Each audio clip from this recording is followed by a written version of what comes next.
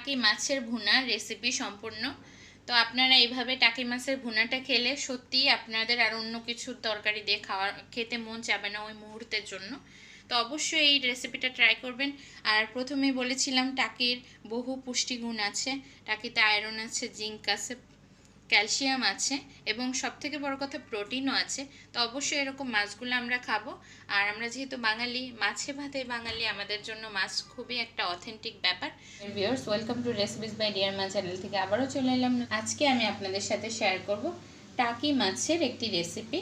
টাকি মাছটা এভাবে যদি আপনারা রান্না করে খান খুবই ভালো লাগবে এবং টাকি মাছের বহু পুষ্টিগুণ আছে। আর টাকি মাছটা আমি ভুনা করব। আর সেই জন্য আমি টাকি মাছগুলোকে ভালোভাবে ক্লিন করে এভাবে কেটে নিয়েছি। প্রতিটা টাকিকে এভাবে কেটে নেবেন। আমি এখানে 4 পিস টাকি নিয়ে নিয়েছি। টাকিতে অনেক ধরনের পুষ্টিগুণ আছে, সেটা হচ্ছে প্রোটিন আছে এবং ক্যালসিয়াম আছে, তার জিঙ্ক আছে, আর আছে আয়রন।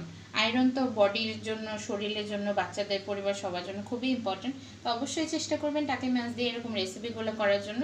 এটার জন্য স্বাস্থ্য অনেক ভালো থাকবে, সুস্থ থাকা যাবে। তো রান্নায় চলে যাব আমি। এর জন্য আমি এই টাকি মাছগুলোকে ভালোভাবে ভেজে নেব। তার জন্য আমি কিছু ইনগ্রিডিয়েন্টস মিক্সড করে নেব। আমি এখানে হাফ চা চামচ লবণ দিয়ে দিলাম, কারণ লবণটা আমি পরে তরকারিতেও দিব, তার জন্য একটু পরিমাণ অনুযায়ী দিলাম। আর দিয়ে দিচ্ছি হলুদের গুঁড়া পরিমাণ মতো, দিয়ে দিলাম শুকনো মরিচের গুঁড়া। আপনারা আপনাদের যতটুকু প্রয়োজন ততটুকু। কেউ যদি টাকি মাছ পছন্দ নাও করেন, এই গুণাগুণগুলোর কারণে আপনারা অবশ্যই টাকি মাছ খাওয়ার চেষ্টা করবেন, তাহলে আপনারা স্বাস্থ্যের দিকে বেনিফিটেড হবেন।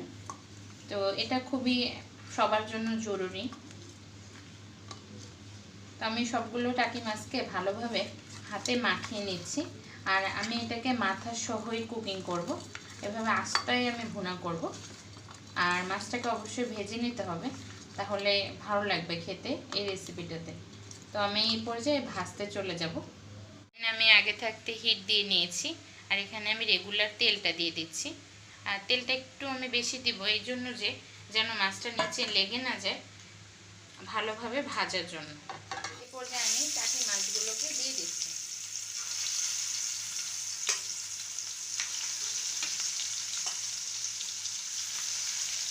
তো আমার মাছ ভাজাগুলো সম্পূর্ণ হয়েছে। আমি এভাবে হালকা ভেজে নিয়েছি, কারণ আমি যেভাবে রেসিপিটা তৈরি করব টাকি মাছের ভুনাটা, সেখানে আমি কড়া করে এটা ভাজবো না। এই পর্যায়ে টাকি মাছটা ভুনাটা করব, সেজন্য আমি পেঁয়াজের কুচি করে নিয়েছি। এখানে 5 পিসের মতো ছোট ছোট সাইজের পেঁয়াজ নিয়েছি।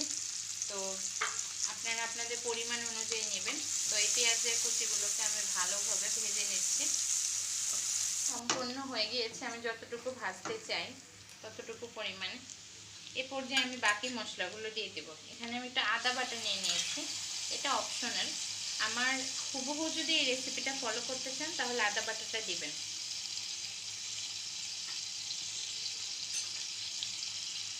আর আমি রসুন বাটা দিয়ে দিচ্ছি। রসুন বাটাটা আমি 1.5 টেবিল চামচ দিয়েছি।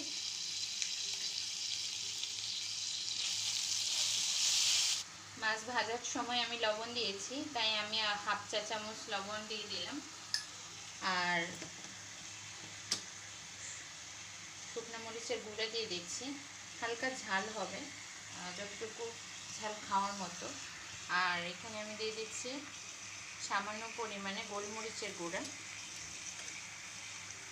জিরার গুঁড়া।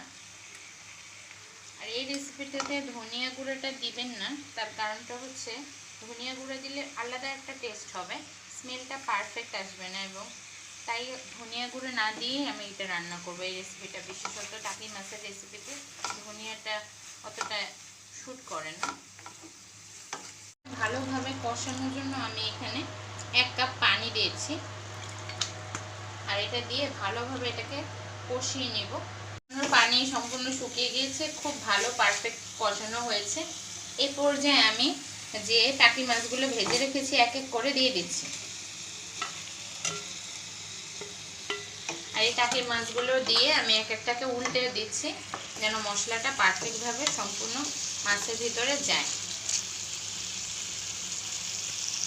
ফুটানো হয়ে গিয়েছে এবং আমি এই পর্যায়ে কুকিং হওয়ার জন্য পানি দিয়ে দিলাম সম্পূর্ণভাবে। আর আমি চুলার আঁচটা মিডিয়াম হাই হিটে রাখবো, ঢেকে দিব আর 5 মিনিট এটাকে রান্না করব। 5 মিনিট পর ফিরে আসব আমার রান্না সম্পূর্ণ হলে। আমি ফিরে এসেছি 5 মিনিট পরে। তো আমার এই পর্যায়ে আমার রান্নাটা পুরো সম্পূর্ণ, দেখতে পাচ্ছেন এক্সট্রা তেলটুকু বের হয়ে গিয়েছে। তো আমার এই টাকি মাছের ভুনাটা হয়ে গিয়েছে।